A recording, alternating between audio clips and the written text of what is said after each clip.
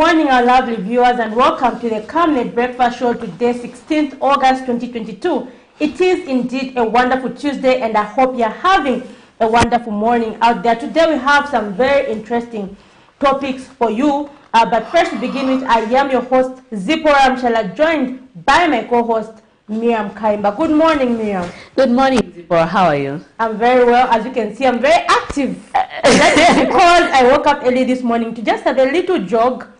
Really? I'm walking. You can even jog just around your house, you know, inside your house, outside your house, just be fit and healthy. Interesting, Zipporah. I didn't know that you could wake up early in the morning and then just try to exercise. When it was dark, I was thinking, what if I find a criminal and all that? And speaking of criminals, Miriam, we are going to be talking about that at 8 hours. We are going to look at security. How safe are our Zambian communities? We were talking about issues of police patrols. Have you ever gone out maybe at around 02 and you've seen a police officer just patrolling your streets?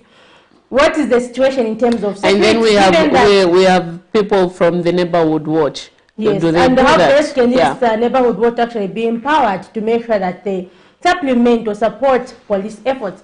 And at 7:30, we'll be joined by KAMWALA Ward 5 Councillor MAINDA to just help us discuss the security situation in Zambian communities, seeing that KAMWALA Ward 5 is one of the communities which is constituting a well-organized neighborhood watch. What lessons can we learn to make sure that our communities are safe? And at 7:30, we're going to be joined by Mr. THINSEKI, who's the Zambia Cybersecurity Foundation president, just going to help us discuss about mobile money scams in Zambia. So these are on the increase, so do stay tuned in. Today we do not have phone calls, but you can always leave us a message and stay engaged. Miriam, before we even go further, what are we expecting today when it comes to maybe the program? Exactly, Zipporah, as usual. First of all, before we even go into details talking about what we have lined up for our guest this morning, we always have the Healthy Corner just to see what the doctors have in store for us. And we'll be able to, to talk more about what we have lined up for you, our guest, in the show later on. So and the corner is actually exactly for sponsorship, for those who do not know, so that you can continue having the doctors bringing you those healthy tips that you should learn more about. But right about now, we'll go direct into the Healthy Corner and stay tuned.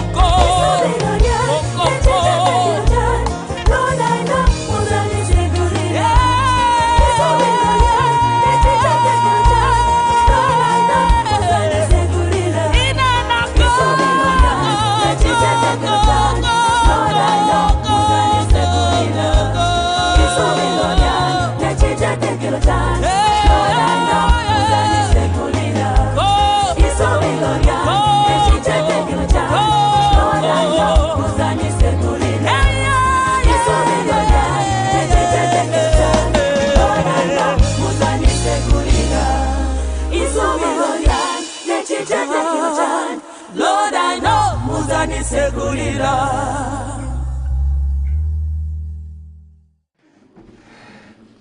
welcome back, and just now we go to our money market before we just get the doctors ready. They are just taking a look at today's money market. We have the euro, which is buying at 16 quarter 28 ngwe, selling at 16 quarter 16 ngwe. The Great British Pound, which is buying at 19 quarter 29 ngwe, selling at 19 quarter 67 ngwe. The United States dollar, which is buying at 15 quarter 93 ngwe, selling at 16 quarter 25 ngwe. The South African rand, which is buying at 0 quarter 97 ngwe, and selling at 0 quarter 99 ngwe. And just like yesterday, we have the US dollar too, the quarter almost on the same trajectory towards the buying and selling, and that is where we want it to be. We don't want it to go up, we want it to maintain and then continue appreciating there. Miriam, your thoughts? Exactly, Zipporah. We hope that as we move forward, we can see our currency going to a single digit against the dollar. But anyway, it's good that we are currently trading at 15 and 16 there. It shows hope.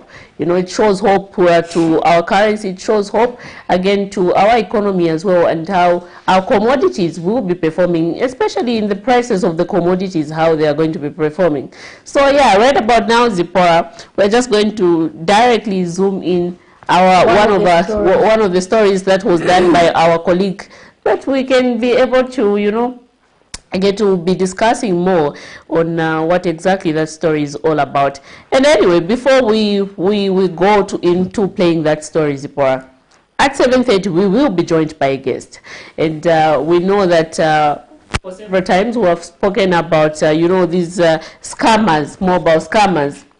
Mm-hmm. Your thought? Have you ever found yourself in such a situation before? Have you ever been scammed by someone? Personally, I have someone sent me a message, send money to this number. If you know this number is not working and stuff like that. But these are scammers. Have you ever found yourself in such a situation? Definitely. And even just recently, Miriam, where we saw someone just here, they are trying almost got scammed. And this is the case whereby they send text messages saying, okay, this is Airtel money, send this. But then you find that the message is from a mobile number and not from Airtel money. So that I think ZCSIF needs to conduct more sensitization. And Miriam, that was on Saturday when this thing happened. But you find that we called the hotline for ZCSIF 7070 and to just say, wait, so you'll be attended to, and all that. It eventually cut. We kept calling. They always all the attendants are busy, and it's just like that. So how is the service at the end of the day, it's not really that helpful. Yeah. So in short, like, how are we going to end scams if the toll-free line does not get picked up? Is it just for the sake of making it seem like, oh, we're working and all that? Yeah. Because at the end of the day, we have to make sure that people actually have a place where they can report these scams and they get the necessary help. And with the increase of money booth, mobile servicing, it's there's an increase in mobile scammers.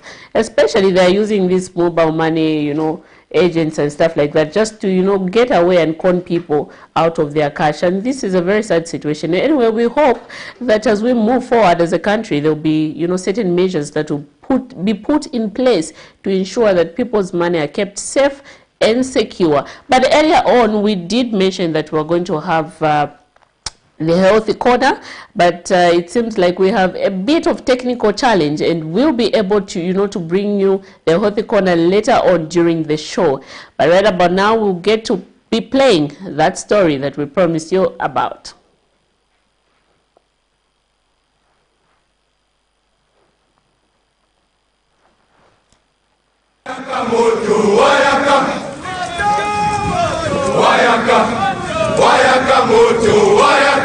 Zambia is a participatory democracy, which means that stakeholders are engaged before major reforms as one way of ensuring that no sector of society is left out. This has been the case on reforms surrounding the Public Order Act, where stakeholders have been making submissions to the Zambia Law Development Commission following the political will shown by the current administration for this law to be revised. Many stakeholders feel that the Public Order Act has been used by various political parties in office to curtail political freedoms of their opponents as one way of maintaining power, hence the reforms surrounding the act. With the deadline for the submissions coming to an end Monday, 15th August 2022, Southern African Center for the Constructive Resolution of Disputes, SACOD Executive Director Boniface Chembe has called for an extension of the date, stating that not enough awareness was raised that submissions were going on. He has further called for consultations surrounding the constitutional review process to be expedited, stating that these may be politicized as the country draws near to the 2026 general elections. Mr. Chembe was speaking to Camnet News after a stakeholders consultative meeting on the same. There's a bit of time constraint in terms of the amount of time that the people have had to be consulted.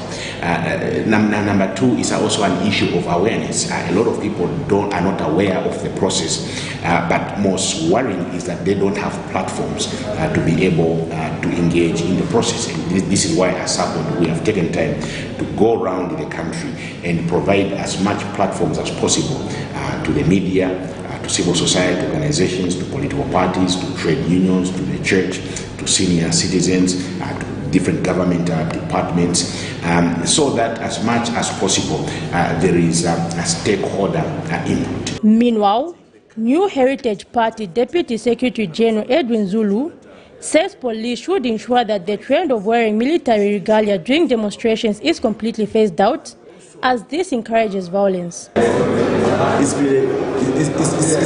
been a practice in the ZCSIF government whereby if a ruling party wants to participate or wants to demonstrate, they will just rise up early in the morning and go and demonstrate, and the police will not stop them. So I say we need to be fair, level-headed.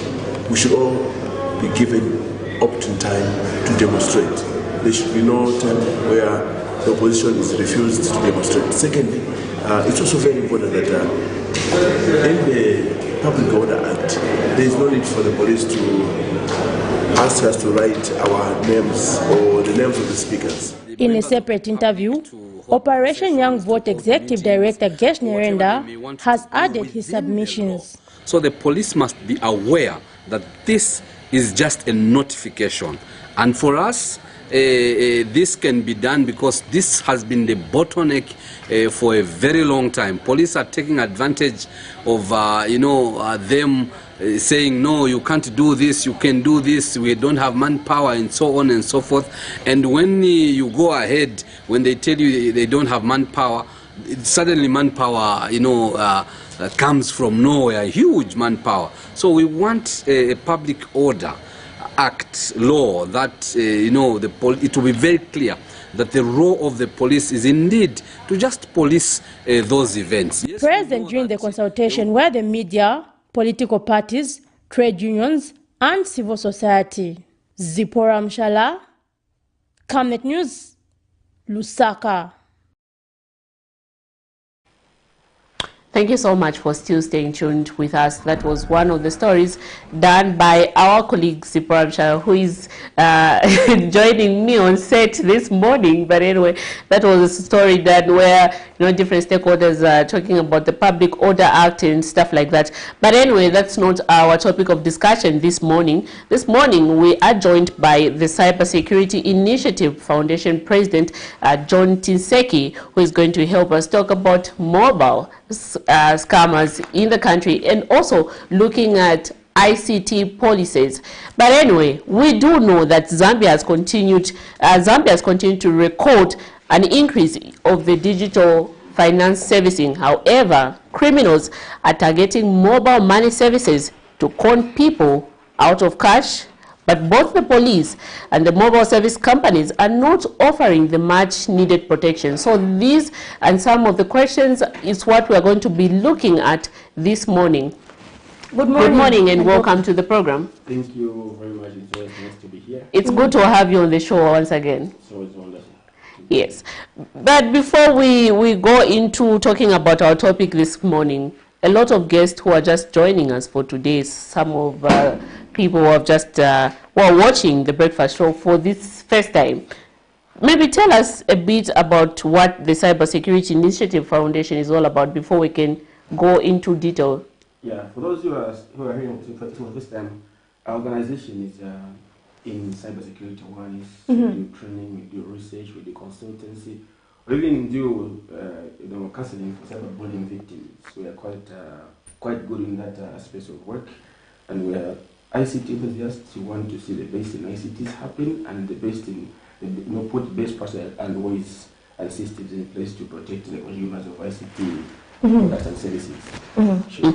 And just a reminder to our viewers out there that you can actually participate on Facebook, as we do not have the phone line today, so you can just leave us your messages on Facebook and contribute to the program. And so, Mr. THINSEKI, maybe when you look at issues of mobile money scams in Zambia, do you feel enough is being done to actually stop this? For example, just on Saturday, I witnessed where a senior citizen was scammed, where he received a text message saying send 150, but the message seemed to be from Airtel, the text message, although it came through a number, but the message was exactly how Airtel puts it, saying your account balance is this and that, you received 150.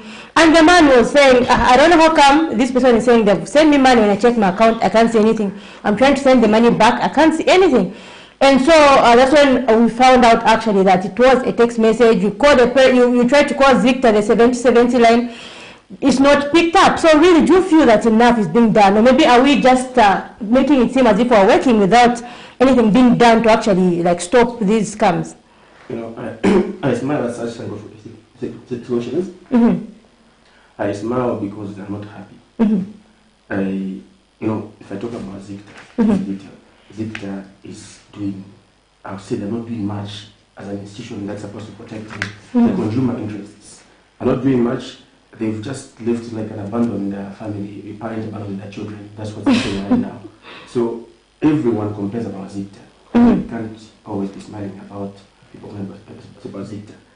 But not much is being done, but at least I've seen something that Airtel was implemented. So, beforehand, SIM replacement was very easy. It was just a thing of a photo, you do SIM replacement, within a minute it's active, and you have access to all whatever is in the SIM card, all the money and everything else. Today, SIM replacement for Airtel, I don't know about others, takes 72 hours to be active. Okay. Mobile money will not be active there and then. So the 3 days they give you, at least it's time enough for you, if you've lost your SIM card, to go and lodge a complaint and block that SIM card from whatever is inside there. Because I remember some time back, I think in 2019, I remember the SIMATA TV owner lost money through the same SIM replacement process. In a minute, the money was gone. And I think after really, trying so much, Airtel has done a good job to come up with this. But even then, I don't think they can still do more in terms of giving access to these messages that are sent to us, coming to our homes. They cannot I'll say this, they don't have a system in place to block these messages, to flag us as spam. If there should be a system to do that, then that's going to work out. And I think to help come in this space and protect, the consumers, ourselves, we have built a system that we want to launch anytime this year. We've been doing it over 2 years. So when we launch it, at least it will be able to spam messages that are not supposed to come to people's phones, because what makes us to react to what comes is the message itself. So if you don't see it, it won't come to you, won't be prompted to send money to anyone and like. So like what happened in your situation, the old man that was almost scammed. If you didn't advise him, he was going to, if he had money in his account, he was going to send money to that. Yes, and he actually just notified me because he was saying, but how come I don't have money? What are you trying to say? Yes. So they let me see the message from Airtel before it was a text message. Exactly. And this is not going to blame on Airtel. It's that we receive after you do a lot of transaction. So, and again, what we advise the people is a message from Airtel will not come from a phone number for someone. It has a specific code that it come from. Okay, it's 115 now. Then if it's not 115, then it becomes, it's a scam. And subscribe to it, you have to save to blame. I got a phone call. I think we get a lot of phone calls and complaints from people. Those who know that we deal in this, they always come. Somebody was come. They sent got a message and they were being called and they sent money back. Some time back I was going to go and build like last month. I had lost my account, mobile money account. I don't know how this character saw my money. I got 3 phone calls. How much money do you have? I'm calling you from.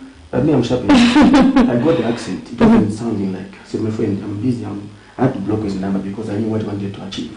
It's simple as that. So these scammers, they won't rest at any time. They're not resting. They are every day trying so hard for them to scam us, and for them to really be getting you accidentally without using their scamming skills.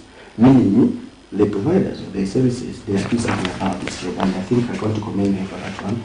Where something good is done, there's a thing up for them. But I think the others, the mother body, ZCSIF should step in.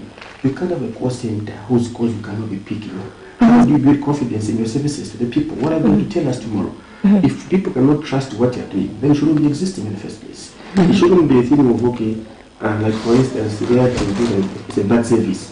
This rushes to go and penalize them and gets done on our behalf. It shouldn't be their target. They should be protecting the consumers, all of us. Technology is advancing every day, it's increasing every day, it's becoming bigger, and it's moving in the driver's seat. How are we going to embrace technology if the regulators are not really giving us confidence? How are we going to subscribe to systems that will be in place if they can't give us confidence to do that? Because we don't know if what is being put out there is legitimate, it's safe for us to subscribe to. That's where I think they need to work around and help us trust them once again. If they don't do anything about it, it is still a problem. Do you think this is high time ZCSIF can come up with other means and ways on how they can, try to help citizens not get, scammed or conned by these scammers? Yes, ZCSIF should not, awareness alone, like I think I mentioned, awareness alone, which was our primary goal ourselves as ZCSIF. Awareness alone isn't enough. We thought it wasn't going to be enough, so we had to now bring other mechanisms and techniques to solutions to problems that people are facing. I'll tell you, okay, don't do this, but again, just doing it, telling you that it shouldn't be enough. ZCSIF also should follow, I think, other people's footsteps like ours. Apart from awareness and talking about things frequently and every day, send messages to us. Also build up a system. They have the capacity, they have the resources to come together and build a system that should build confidence, protect us, the people, the consumers of these fintechs, from being scammed. When we have to maybe we can say ZCSIF is doing something about protecting us. It's been long overdue. We talk about this for I don't know how many years now. It's becoming a big concern. The technology is improving every day. And it's been improving, and being keeping quiet about it is putting us in more and more danger. Let's talk about citizens taking interest into knowing ICT, knowledge and skills, so that in an event, they find themselves in such a situation of where someone wants to scam them. It can be through their phones, through their, other technology means. They're able to understand these things. Do you think we, us as citizens, we do not take much interest into learning these ICT skills? Yes, I think that's a good question. I was thinking about it this morning. We have recently seen, a curriculum being revised, including ICTs. It's a good thing. Another thing that really has been worrying me is the quality of the teachers for ICTs in these schools. It's really compromised. Is it that we just learn the basics? Do you have that knowledge which you can actually impart in the pupils, or we just have the basics? The teachers themselves, a number of them, I think I've seen they study to pass. They even get leakages to pass. Not studying they use the choir. Exactly, not studying to know, so that they can now impart knowledge in our kids, in ourselves. So even if we don't have teachers that should impart knowledge in us, how do you expect us to embrace technology? You can't teach us properly. Like I think there is so much, ambiguity. There is so much, I think, a bit of junk in our curriculum. I'll say that junk in our curriculum. We go to study computer science. They teach you mathematics. Mathematics is not applicable in computer real life. In computer real life, in other countries, they teach you coding. Coding is a reality. A virus is a code. Everything that happens today is a code. You will not be in a computer calculating binomial expansion, vectors and the like. Let us revise the curriculum to teach the people what is real and applicable today, and like teaching them to pass and qualify. You go to university, you start first 6 months semester, so you pass, you clear. You go to the next one. That first 6 months, content, you pack it and forget about it. You come back, you'll be judged, graded, at the very end of your course. I did Cisco myself. In Cisco, every single exam, you do the exams for the first 8, until the last one. So you are you're kept up to date with what you've been studying throughout. So now, with the computer science change degrees and courses that we study in Zambia, there's a little bit, I think that work that has to be done. This should keep us updated. That's why I think in this country, I'm a very critic of things that are not true. In this country, we should have people that are qualified, not just on paper, but also they have the skill. Then, if they can teach you, okay, fine. Do not, know how to handle your ICT gadget. This is how you do it, and you do it. You'll be able to understand. At least I'll be teaching you things that I know, not things that I just read in a book and the like. That's why I think the whole of the ICT section in this country must be revised and be put in context. That should make now the economy itself driving in that direction. Then we will be appreciating what we are doing as ICTs. And then even if we talk about teaching you how to use your gadget, teaching you how to use a computer, even being able to judge this is a scam, so a scam, it will be easy for you. And also citizens should also get interested in learning these things. When you post on Facebook, get interested. I was looking at Susan Mulongoti's Facebook page, I think this last week here, advertising training for free. And so WhatsApp group was flocked. Too many people. The one for paying small money is people don't want to go there. There's so much interest in useless content. I like it, positive content. And if I post something, like I will tell you on Facebook page, it doesn't have too much followers because the content we post, people don't want, they think it's not good. But today, there's a lady who gave flowers to some artist and was, hit a snag. And from without, within a day, she had about 10,000 followers. Following her because, somebody, didn't want to get her flowers. And advertise with flower deal, advertise with. We have a lot of such kind of Facebook pages mushrooming every day, but pages that have real content that is building, inspiring, don't have too much followers. But again, we don't relent. We shall keep on putting and pushing content that we think today, tomorrow, I think you will read through and try and assimilate and accept that. But at the same time, we have people that read and all the time react when they are hit hard by the scammers. And sometimes that makes it difficult for us. I'll tell you, when you're sleeping, lock your door and leave the door every time open. So if it breaks in your house, come and say, the police may not use it, stop my TV. I told you when you're sleeping, lock your door. Simple as that. It shouldn't come to us, when they're being hit hard. When we're advising you, don't do this, please follow our advice. It will help both you and ourselves to move together. Okay, we actually have a comment from one of our Facebook follower, Mwape, who says, ZICTA needs to wake up. The problem is bigger than they know. Just like you had put it. Exactly. ZICTA is condemned in every seconds. And even here, I will say the same. ZICTA should pull up their socks. I took one complainant to ZICTA. She was being threatened by someone non-character. They were breaking your house, I come and rape you. On Facebook. I said, okay, let's go to ZICTA. I went there, I've got friends there. Because they called a committee of guys to try and assess, no, we don't have this system, we don't have this. This is the last end. It's the point we need to get solutions from. Then we say, how can we fail to have an institution that should help people in this kind of moments where we are in dire need of help? What happens to the girl? What this girl certainly happens? If we don't need to find where this person is from, what happens? It's something that is so much discouraging, and ZICTA should really pull up yourself. It should really upgrade the working culture. Then I think people get confidence in them. Otherwise, as I know, ZICTA is completely a sham. Yeah, and one thing that is interesting really is about if someone tries to scam an ordinary citizen, it will take long for that person to be tracked. For example, the same number is still going through as we speak. The person doesn't run the SIM card or anything because they know, maybe they feel like nothing can be done to them. Even yesterday I tried to call the number is still going through and all that. But then if someone maybe defends, like for example during the previous administration, if someone is in Kaputa or whatever, they'll be caught in just within one day. What do you think of that attitude? Are we going to end mobile money scams if we're adopting such an attitude? I think we need to apply the same energy we apply to arresting, defamers. Because I'm sure that would deter others from doing the same. Exactly. If we can arrest scammers in the same fashion, then we should move at the same pace. Otherwise, if we leave scammers, because nowadays still phones are still using a SIM card. Exactly. They pick your calls. They even now be sending messages to your network. Say, please send money. I'm stuck somewhere. We've had such kind of... Yes, we saw one of our colleagues whose phone was stolen, and then when we tried to contact, the person was busy answering the phone, but yeah, picking and come and get it, I mean,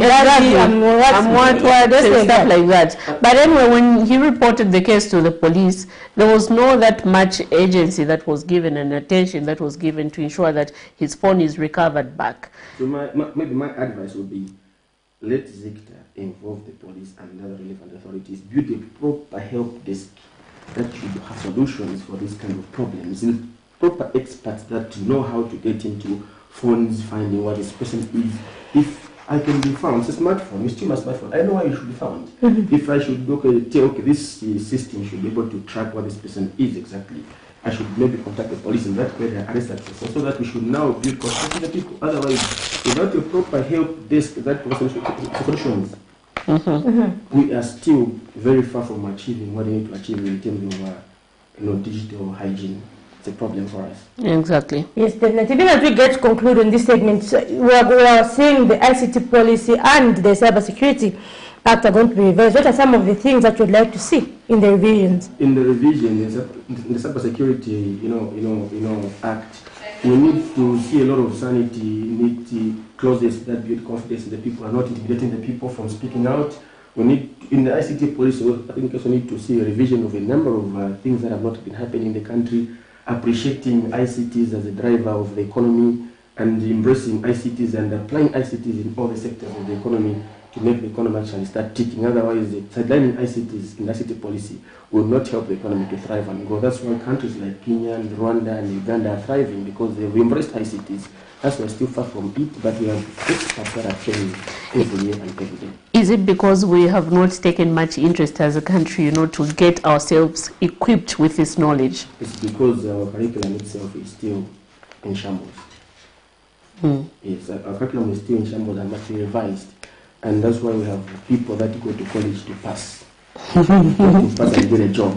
And we have ICT experts that go to college skills and open their own startup ICT companies to build solutions, like Kenyans are doing. We have people that go to do degrees and get employed in the banks and others targeting jobs instead of being themselves their own employers and produce for others. And speaking of the school curriculum, is it that what kind of education do we give our pupils in ICT? Is it just a matter of maybe knowing how to use a mouse, or do you actually teach them how to disassemble a computer, the parts of a computer, this and that? Is that what we do here, or do we just say, how do you go on Google, how do you go on Facebook? I've done practical in secondary school. What picture would you like to see apart from what is there right now? What I would love to see is introducing ICT by grade 5. Start proper coding, assemble a computer, know what part is supposed to be done what. This, the RAM does what, this does what, this is what. Explaining everything from the scratch. Then you'll be, by the time somebody's in grade 12, the boy is going to, they know how to build a browser. I've seen kids in Nigeria building browsers. I've seen kids in Nigeria building... They say they're good at scamming. Because they're growing from childhood. As we were taught how to connect a mouse. People would mistaken this and say, no, if we equip our children with, the much needed knowledge and skills when it comes to this IT thing, there will be later on be scammers like the Nigerians and stuff like that. People would, maybe others would give their arguments like that. If you are trained as a cop or as a soldier and then become a criminal, it's your choice, isn't it? It's your choice. So if you are trained to be a soldier to protect the country as a police officer, use your skill as a cop to protect it, to bring crime to down. Now, if you use your skills to be the criminal yourself, then you're a problem. So if you use your skills as an IT person to scam people, it's your problem. But then we cannot really, bring that into context, as in not to turn people in ICT because of the scammers. If they need to use that, I'll tell you, NASA has a lot of stupid kids, boys that sit in their houses trying to hack into systems. Once they succeed, they go through, they're employed. And in Zambia, if you try to hack into the system, you'll be arrested and locked up for years. Such skills don't arrest them. Such skills, interrogate them. Try and put them, can you try and see, how did you do it? If you know how to do it, embrace those ones. Make them, get those boys, or whatever they are, into systems. That will be the experts you need to use. That's how other countries work. Indeed, very, very interesting there, and I'm sure Zita there has heard that they need to be more proactive when it comes to helping citizens to actually restore this confidence, and not just when it comes to important or maybe high-profile officials, but also for ordinary citizens, if we are to actually end the issue of mobile money scams here in Zambia. Very interesting topic. Thank you very much, Mr. THINSEKI, for joining us here on set. It's always Maybe your concluding remarks just before you leave to the viewers out there. The viewers out there, I would really love us to be following critical pages with proper content that is building and technology is advancing, and you need to really surround yourself from, with content that is technology related. And always please look out for messages that are scam in nature and listen to advice from awareness. That's it. Thank you so much. We hope to be having you more and more on the show so that we can keep on educating people and informing people with regard to when it comes to cybersecurity and all those IT things and skills. Right about now, we'll go direct into our next segment, but before we call our guest in studio, our next guest will play a clip done by one of our colleague, Patrick Soko, on the 14th of August 2022, where he was talking about security issues in Dilai, where criminals have terrorized people there and keep on breaking. Apparently, some of the criminals are said to be suspected police officers or suspended police officers. Let's get to see that story, and we'll be joined by our next guest in the studio. Earlier this month, Zambians were treated to an unusual episode where thieves broke into the residence of the former head of state, President Edgar Lungu. Surprisingly, the criminals targeted to steal flat-screen televisions. However, such robberies have been happening in various localities, and in Lusaka's Lilai Estate area, the suspected thief has been identified as Joshua Banda, who, according to the residents, he is a police officer who has been on suspension. They never suspected him, as he is well known in this community, and he is also a son of a pastor who used to live within Lilai Estate. 12 August 2022, he was shot on the leg during his routine house-breaking activities by tampering with windows and doors of his targets. They say some people with the duty to protect lives and property are becoming perpetrators. Almost everyone in this neighborhood is a victim, and the recent one lamented that she was aware when Joshua Banda personalized her house, taking with him a television and other variables. All those things were in my bedroom. Kuvipa is a bones. My TV is a cave. Dilai, I could even travel outside the country. I would go 3 months. I would find the house intact. It was a block of flats. My heart even. And they leave the decoder. And it's like they were spending nights here. I found the chitu that they were using. Even his jackets. Window. That's their tactic. They will either kick on the wall or knock on the window. Boom! And then they wait. Residents who opted not to be on camera tell this journalist that Joshua and his gang have been giving them sleepless nights, and they have resorted to night patrols. They say the suspect has been conducting criminal activities with impunity because he is well connected. We've suffered. It's every night from midnight to 04:30, somewhere around about that time. We are suffering in our own homes. So we want immediate action. The culprit should be brought to book. A well-known guy, a former resident, I think, of this place, telling the police officer who was guarding him, he was swearing, using all sorts of bad languages, calling her a prostitute, that I won't spend time in the cells because my parents are well connected. And we've gathered information that he was in the cells, I think, about 30 days, for 30 days. Is it last month or a few months ago? And he was released. So how safe are we? If this person claims he's well connected, he can be arrested and released. They are calling on the Zambia police to help beef up security in the area. Meanwhile, Zambia police spokesperson Ray Amonga confirmed the development to Camnet TV News that the suspect is a deserter from the Zambia Police Service. At Challenger Level 1 Hospital, our efforts to get hold of the suspect could not materialize, as we were informed that he was moved to the University Teaching Hospital, when in fact not. Dealing with someone who is so serious and is there to traumatize us, is there to rob us of the things that we've worked hard for.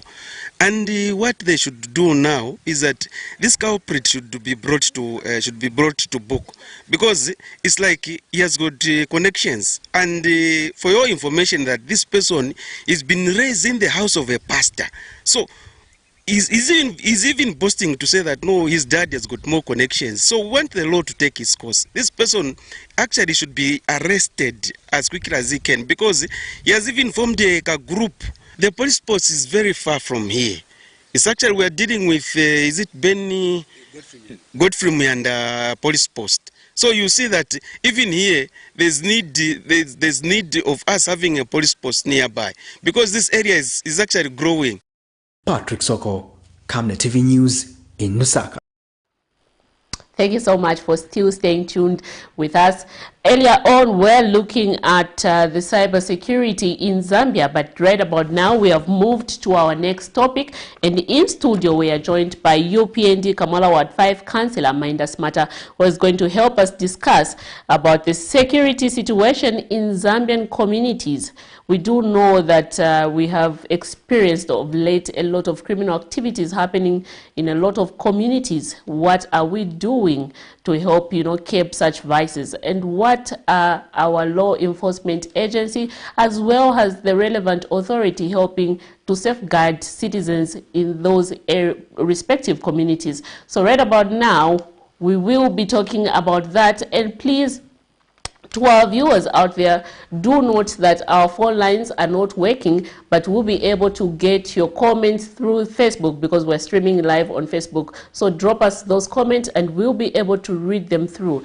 Good morning, Mr. SIMATA, and welcome to the Camnet TV Breakfast Show. Good morning, it's a pleasure to be here. We're glad to have you. First of all, let's talk about KAMWALA Ward 5 Councillor. We do know that, it's one of the areas that has also experienced such rampant, criminal activities. What are you doing to help? Has the councillor, the respective councillor in that ward, help, curb such vices and just to ensure that citizens out there are safeguarded? Thank you. Let me start by saying that you've rightly pointed out that KAMWALA Ward 5 is one of those wards which has got serious problems with crime. I think only that last year, you did cover the story where about 5 people were shot. Fortunately, none of them died, but this was an attack by some armed criminals who robbed a number of liquor stores and ended up shooting innocent marketeers in the process as they fled. So this really has put us on the spot as civic leaders, because the major cry of the residents of KAMWALA Ward 5 in particular is that something has to be done about the security situation. And as civic leaders, ours is about service delivery, and working together with stakeholders like the police and the community, we have come up with measures to ensure that we ramp up the levels of security in the ward. One of the things that we are doing in the midterm is the construction of, or the upgrading of Lakson Mapushi police post, which is closer to the boundary of KAMWALA and Chawama, Kuku and Misisi. As you know, those are areas where we have a lot of influx of people that are robbing KAMWALA South. Of course, there are people within KAMWALA South that live in unfinished buildings. From our investigations, we know that people that are squatting in unfinished buildings are also suspects of these thefts. So we're going to upgrade Lakson Mapushi. The project has already been submitted to the Ministry of Local Government, awaiting clearance. So there will be an upgrade of Lakson Mapushi police post into a police station. Interesting. We are hoping that with that, we are going to have more facilities at that police station, such as armed patrol officers with vehicles. And we are also constituting a neighborhood watch, because we know that the police does not have the capacity in terms of manpower and even facilities such as vehicles to patrol and police the entire area. So the communities are also playing their part to ensure to say that they participate in the provision of security within our residents or in our ward. So there are many measures that are being taken into consideration. But of course, we must realize that crime is an offshoot of poverty. So in the long term, what we need to fight is is poverty. We need to try as much as possible to uplift the levels of the standards of living for the people, so that people won't be prompt into breaking into houses, stealing TV sets, breaking into people's yards and stealing car tires and radios. Such has to be fought. But in the midterm, ramping up security in terms of working together with the police stations, the police officers, as well as constituting our own neighborhood watch, which, by the way, will be escorted always by an armed police officer as a deterrent to would-be thieves. Yeah, these are some of the programs that we are rolling out to ensure that the levels of security are upgraded in the community. I'm glad you did mention that, in order to curb such vices, we need to, uplift the lives of people and ensure that we empower them so that they do not go out there and, rob people and do all those kind of illicit and criminal activities. But we have seen, like, a video that was earlier played. This was a police officer, and now a suspended police officer. Don't you think we need to come up with a different means or mechanism on ways on how we can change the mindset of our people and just equip them when they're young with the much needed knowledge so that they can divert from, having a criminal mind? Because you'll find despite someone working, they'll still go ahead and, attack people. We have seen cases of police officers, despite being there in the service, they'll still go ahead and rob people. How can we, curb such things? Yes, quite right. It's not always the case that people that steal are stealing out of need. Okay, some criminals are just what you'd call pathological. It's just in them. Okay, whether they are well-to-do. You've got incidences of people or criminals that are attacking people with vehicles.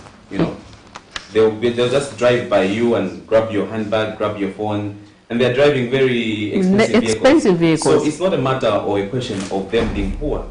It's just having a criminal mindset and being pathological. And those are the people really who are misfits in society. They don't belong to society. They need to be separated from society. And that's why there are prisons for such people who clearly have shown to say that they cannot be part of a community. They cannot live peacefully and in harmony with the rest of the communities. And for me as a civic leader, I think those are the types of people that I have no sympathy for them. I wouldn't even mind if police officers shoot them on sight because they can't fit into society. And I think police has also to take a very hard stand on crime. There has to be a very hard-line approach, not a soft approach to criminals who have been found repeatedly wanting. I think they know the best how to do their job. So we can only appeal to them to work together with us, the community. We are going to play our part, like I said, with the formation of the neighborhood committee, try and raise some resources here and there, and try to get some insight from very successful neighborhood watches that have worked in this country. For example, McKinney Neighborhood Watch. So we are trying to replicate that success in our own community so that our communities can be safer for people like you who work late and knock off at awkward hours. Exactly. But I will bring you back to this question again. How do you think citizens should feel safe? You mentioned about the construction of the police post and station. Yeah, exactly. And bringing the neighborhood watch on board to help curb such vices. But we have seen police officers who get themselves involved in such criminal activities. Do you think citizens will be comfortable? Personally, I don't know about you, but how should we gain the trust if we have seen men and women in uniform, getting involved in such activities? Unfortunately, Miriam, there are always going to be bad seeds in every given kind of sector. Whether you talk about political circles, you talk about the police service, you talk about all kinds of sectors. And I think the police themselves will be the first one to tell you to say that they have got elements within themselves who are misfits. I'm sure you've seen cases of trials taking place at court where police officers are the ones that lead the robbery. So it's upon the police service itself to really vet their officers. And I think in the past we had a very kind of loose of admission of people into the police service. We had incidences of well-known cadres who were recruited into the, and when I say cadres, I'm not looking at the word cadre from a professional perspective.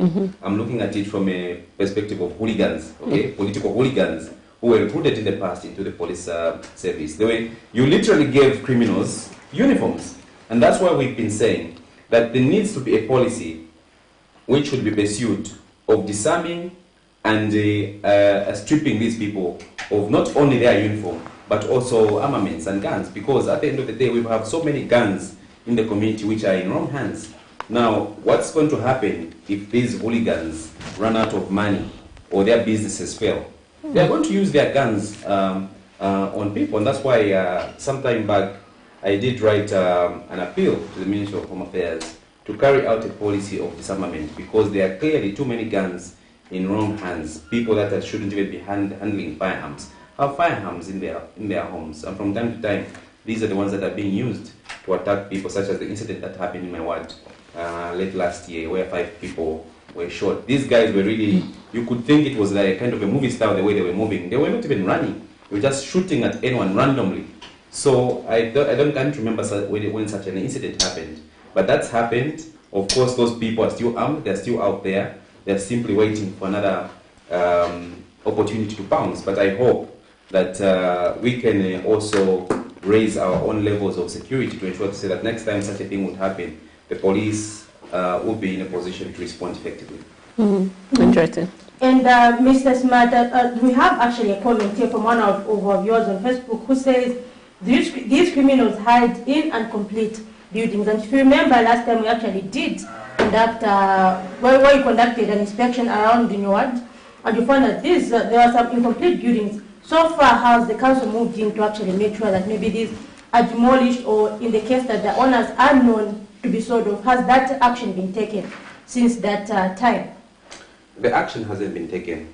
And I think that's where, as a councillor, I do have problems with my own council sometimes. Because you clearly report an issue. There is an issue here which borders on security, such as, and it's not just abandoned buildings.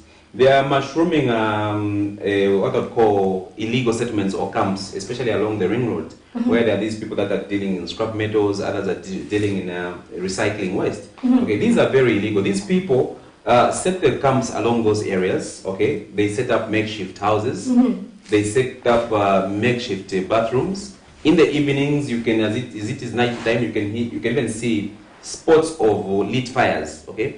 And the community has complained to say that these are some of the people that turn into criminals at night. In the afternoon, you think maybe they are legitimate business people trying to make a living, they are doing scrap metal recycling and whatever, but in the evenings when it's dark, even not even in the evening when it's dark, as early as 20 hours, and this is a reported case, which I had in, last week when we had a community program, or a community meeting to try and figure out how we can sort out crime.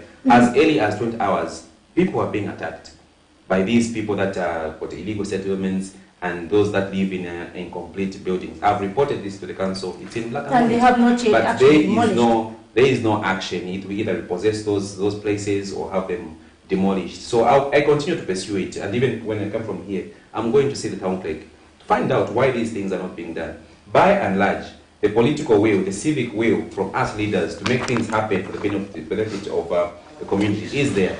But usually, the people that fail us are the technocrats, the people that are responsible for implementing what our resolutions. They are the ones that fail us. So we continue to push. We can't give up. We have to continue re-engaging the people who are supposed to do it. Because as politicians, civic leaders, parliamentarians, we are policy makers. We are not enforcers. Okay, I cannot make a policy and go and enforce that policy. We depend on people. For instance, the police. There will be a policy directive from the government. It's up to the police to implement that policy directive. If they do not, you cannot do it yourself. It's like the issue of the recent fracas of bus fares. RATSA has the mandate to implement the reduction of bus fares. You yourself as a passenger, you cannot say, no, because it was pronounced, I'm going to pay this much. That's not how things work legally. So if RATSA fails to bring its authority on two transporters to produce fare charts for reductions, there is little that passengers can do about, and those are some of the issues in terms of service delivery which we are grappling with as civic leaders. And speaking of security, do you feel we have enough police posts in most communities where someone can easily report a crime? How to look at the issue of police posts in most of these communities? Are they really near the communities that need them?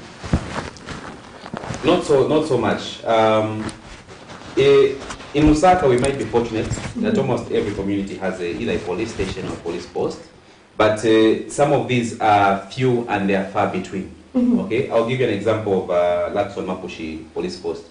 Really, It's not even fit to be called a police force because it doesn't have electricity, it doesn't have holding cells, it doesn't have a duty vehicle, it doesn't have armed police. Located. It's just next to KAMWALA South Secondary School. Okay? It doesn't even have a toilet. So if criminals are arrested, where are they taken?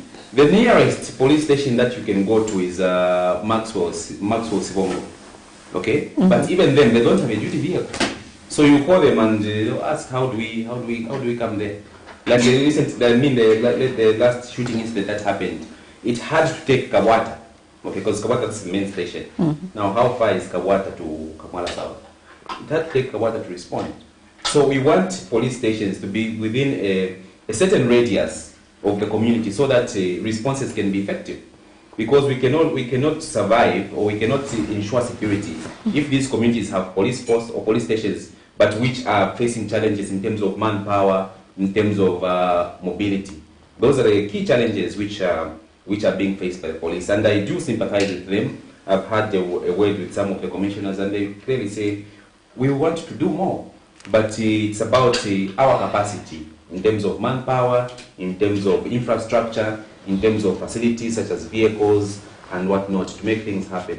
So at the end of it all, it comes down to us as civic leaders, it comes down to parliamentarians to lobby for more resources to invest into security infrastructure for our communities to be safer. But even as citizens, we also have a role to play. We have to be vigilant, we have to be alert, we have to play our own role in ensuring our own safety within our houses, within our communities, and we must be able to report incidences when they happen, or if we suspect that there are potential places where crime is happening, we have to alert the police to that, because the police cannot be everywhere.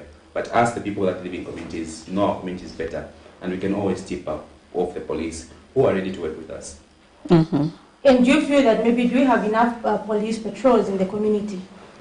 As a councillor, do you feel that the patrols conducted by police are actually enough to curb the criminal activities that take place? No, they're not enough. Like I've stated, there are challenges to do with mobility, okay?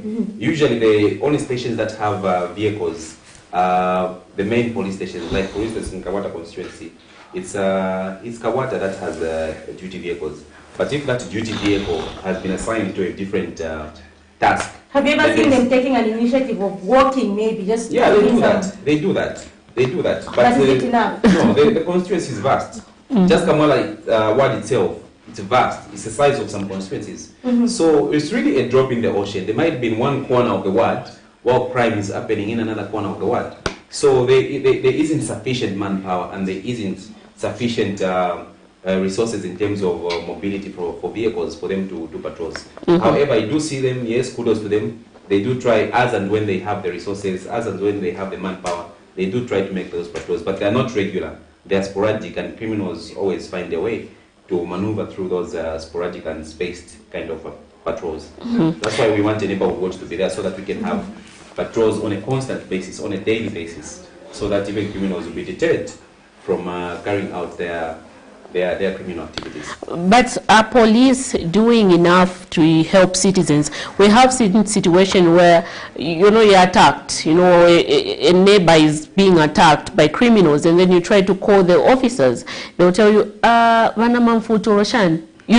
such kind of things. And then sometimes they delay in coming. Maybe they'll come maybe after 5 hours when the criminal activity has already occurred. So do you think they're doing enough to help protect citizens? I would say that the willingness is there, but the capacity or the ability is what is lacking. I think I've spoken to... But we have seen stations where they have the mobility, they have all the vehicles and the equipment, but they'll still give the laissez-faire kind of... Those instances do happen, and what we've been told by police command, if such things are happening, have those officers or those police stations reported to their seniors or police command, for them to do some in-house kind of cleaning. For example, the other time we went to Chiwolia compound, just 2 weeks ago, Miriam, where we covered someone, a story of someone who was hacked to death. And so the residents there were saying, police just harass us during the day, saying, what's in your bag and all that. But when it comes to actual patrols, you find that in the night they're not doing that, they work during the day. Could it be that maybe we need to actually enhance our training from time to time in Zambia?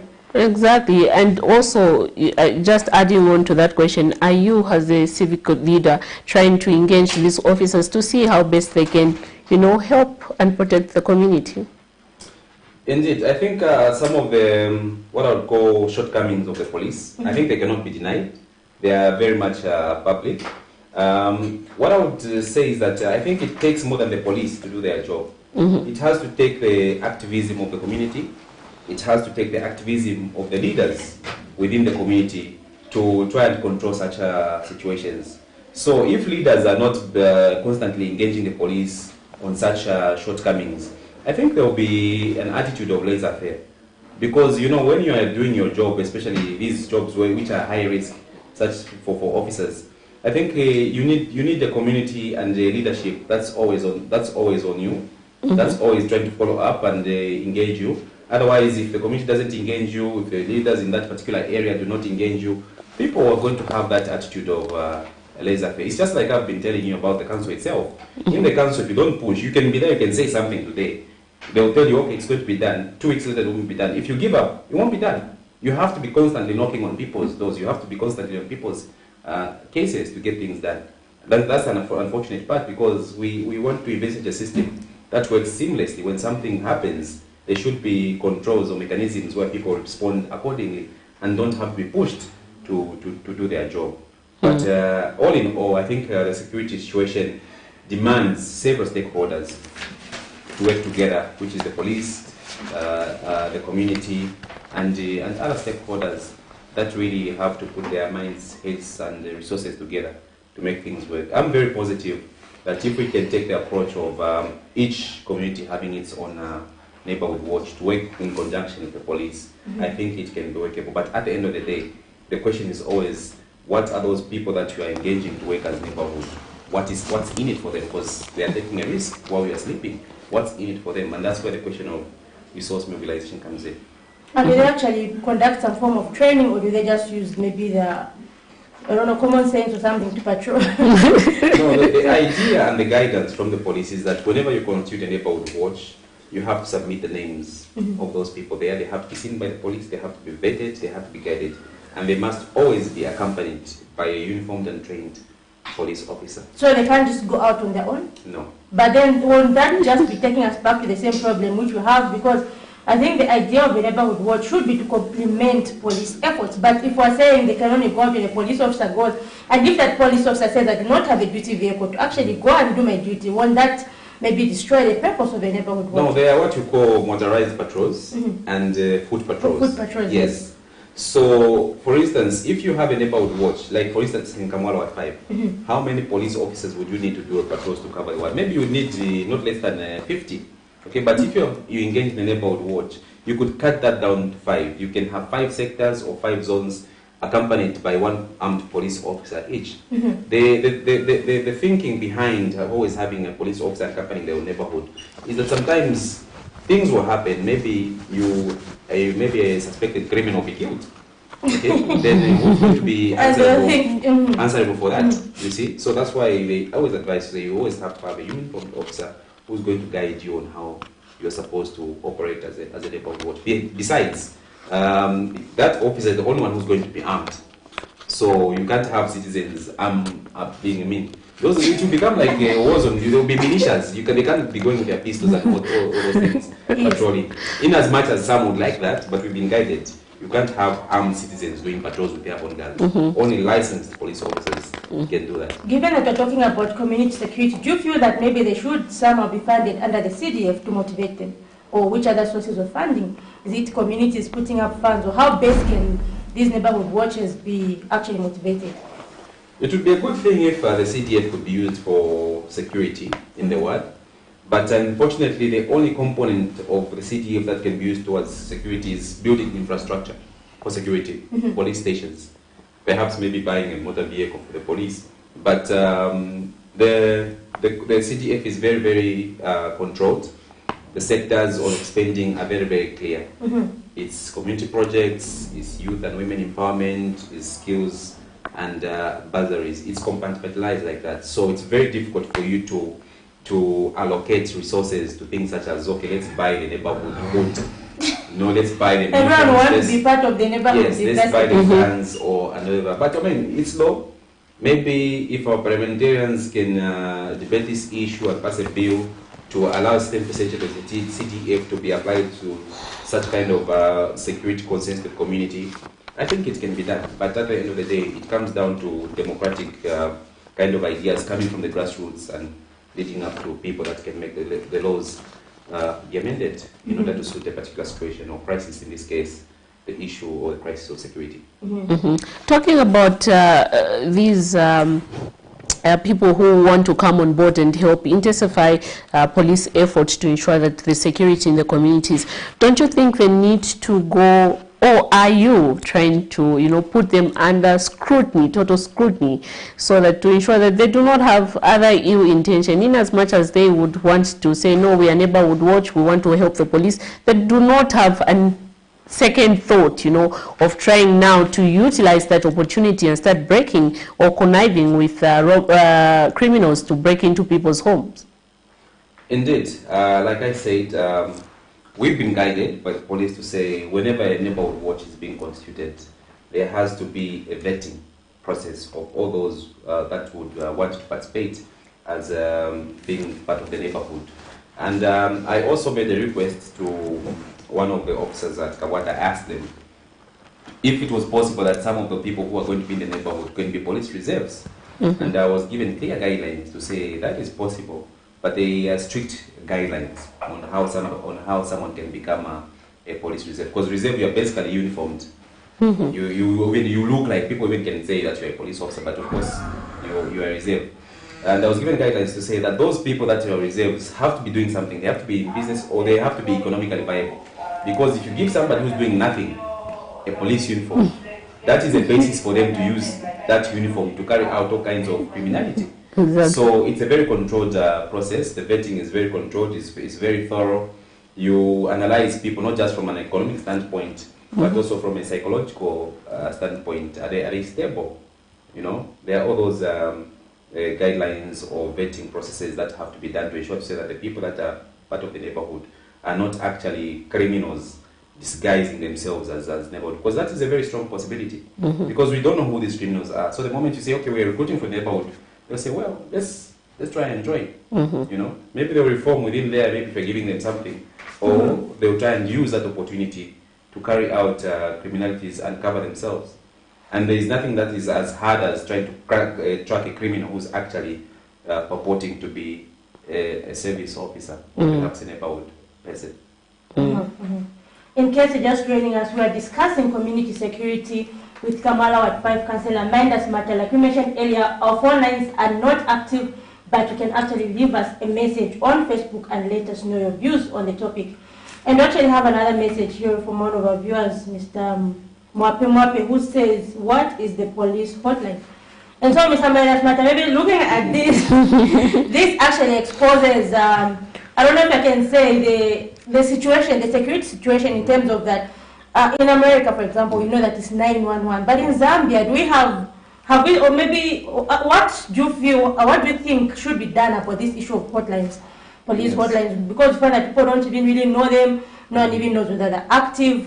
What kind of sensitization should be done, or what should be the situation when it comes to police emergency numbers? And what is the importance really?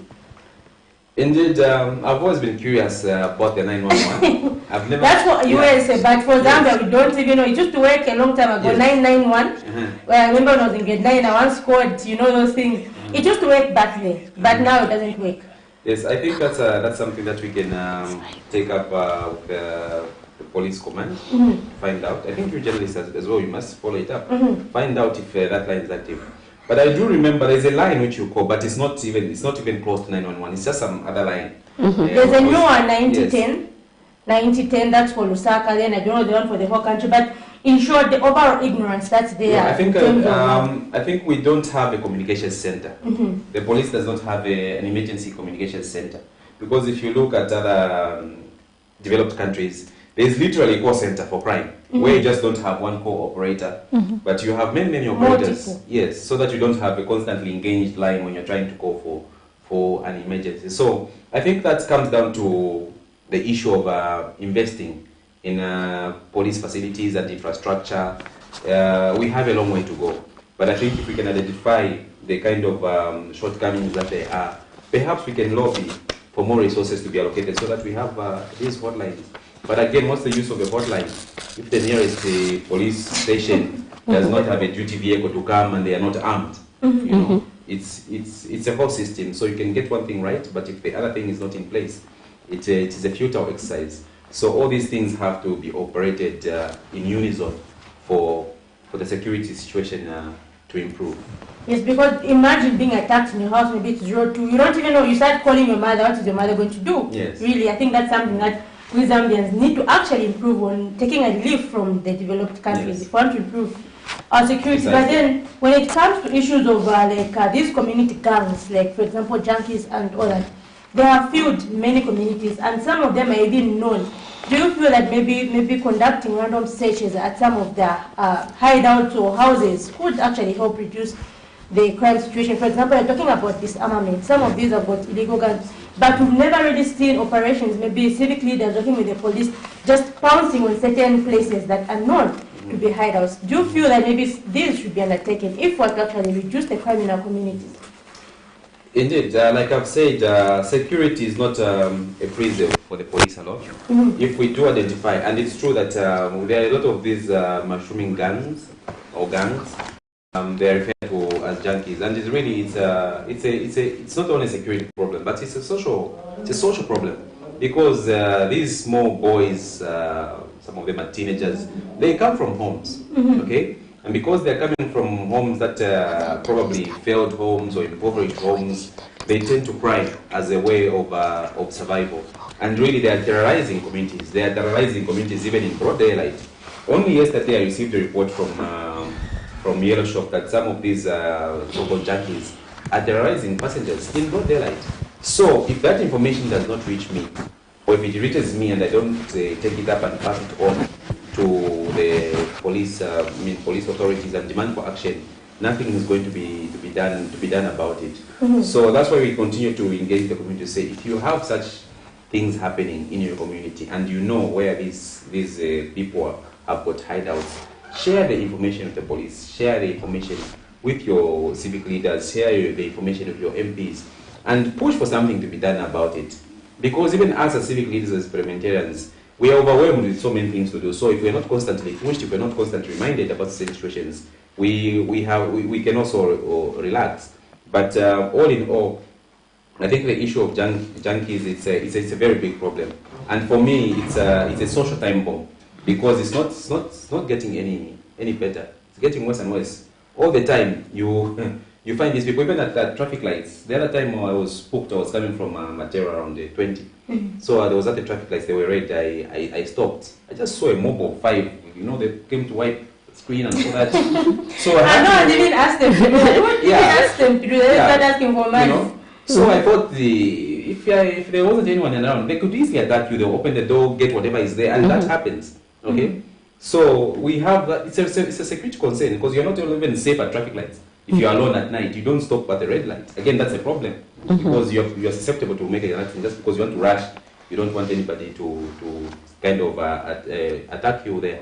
So it's a big problem, and as civic leaders, we are trying to take 2 approaches. Not just a security approach, because you can't arrest all of them. You fill up the cells, you fill up the prisons. So I think some of them have to be rehabilitated. And like I said earlier on, Miriam, when it comes to social problems, you can't solve them with guns. You have to solve social problems with trying to ensure that the people that are susceptible to crime because they want to survive are given something to do. So we use a twofold approach: security in one hand to deter crime, but on the other hand, some kind of empowerment to help these people have something viable to do. I'm always impressed by some of these scruffy looking young boys who'd come and wipe your tires and polish them and ask for a 5 kwacha. I really support that, because at the end of the day, I know if I give him a 5 kwacha or a 10 kwacha, if he makes something, maybe a 50 kwacha every day, he's not going to attack anybody. He's going to use that to maybe feed himself at home. I think those are some of the initiatives that should be systematically put in place, so that some of these young boys and girls have got something to do to survive. Talking about junkies, we know that they come from these respective communities, different communities, Kanyama, Misisi, and stuff like that. Do you think as communities we are doing enough to help you, the civic leaders, and the police to, report these people when they're involved in criminal activities? Or are we shielding them most of the times? From my experience, I think communities are really report these things, okay? And they have more confidence in their leaders than they have in the police. I don't know why. Maybe it's because of their previous experience where they think perhaps police are not interested in these matters, but police are interested in solving crime. So I think I get calls every day on, it's like I've told you, like for instance in KAMWALA at 5, there are these scrap metal dealers that are lined up along the ring road. Some of them are doing all sorts of things. There are camps there. It's the community that has reported that. I mean, there are certain places like abandoned buildings, which the communities themselves have identified, and they have taken me to them and say, these places at night are safe havens for criminals. Can we have something do? Can we have you do something about it? Can we have the city council demolish these places or seal them off so that people are not constantly attacked? So all those initiatives are there. I think the communities are playing their part. Like I said, they are not law enforcers. They cannot take the law into their own hands. Theirs ends with the alerting a civic leader, the police, to certain crime hotspots that are there. And it's up to the police to move in because they alone have the mandate to enforce the law when it comes to it.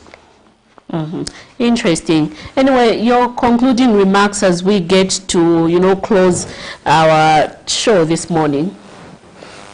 Well, I would like to say to the viewers out there that they should take a keen interest in matters of security. The police have always said that they are willing to carry out their job and they're able to do their job, but they cannot do it in isolation. Always and always they need the cooperation of the community to identify crime, to report crime, and even go as far as even mobilizing themselves in form of neighborhoods to assist the police curb crime in communities. It's not just something for the police alone, because the police are understaffed, if I can use that, that they call it manpower, but they're understaffed.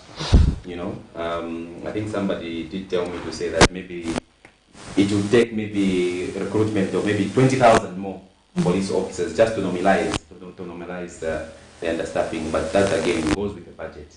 So we're not going to see that anytime soon. In the meantime, we have to take in measures to assist the police to be able to police our own communities. Because at the end of the day, we want each and every house to have a police officer. It's not workable, it's not tenable, not even in developed countries. So at a certain level, we have to take ownership of our own security and assist the police or have the police assist us in keeping our communities safe. Even as we conclude, have we seen any rehab centers like in communities? For example, in your community, is there a rehab center where someone can just go and say, okay, maybe I'm on drugs, I need to get help here? Have we seen these in communities? Are they really accessible? For example, myself, I don't even know where even in Lusaka, I don't know where to find a rehab center, but are these available? If we're talking about solving the issue of drug abuse, which leads to these community camps mainly, have we seen the rehab centers in communities? Or rather, just in addition, should we now consider of putting up more of these rehab centers in communities to help, address these issues? Indeed, that, I'm smiling because the only rehab center I've heard of that's functional, I think it's run by Great North Road Academy. Okay. Yeah, Rose, yes, and the wife. I've heard about that. But that's a private initiative, and it's only one.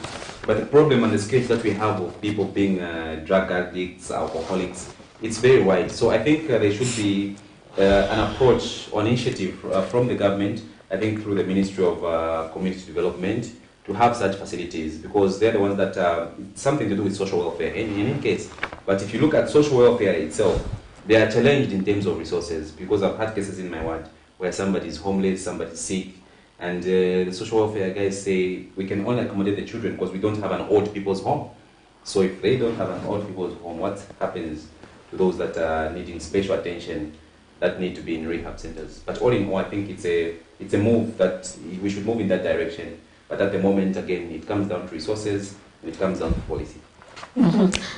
Thank you so much. That was KAMWALA Ward 5 Councillor MAINDA SIMATA, and we were looking at security situation in Zambia's communities.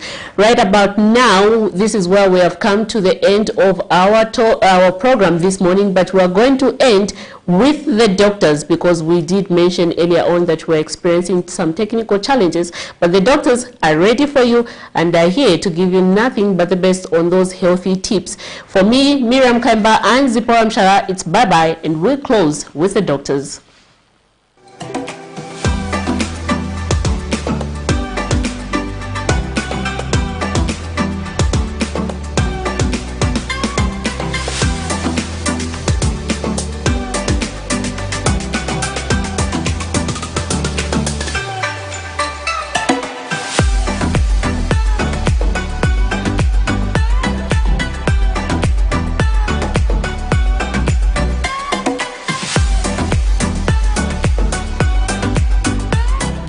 Once again, my names are Dr. Ebedi Sadoki.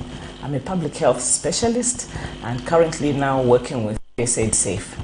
Like I said yesterday, today we continue discussing mental health awareness. And today I would like to talk about the common manifestations of mental health disorders. I simply mean, how do we see that this, what do we see in patients with mental illnesses? So I'll just briefly break it down simply into 3 groups.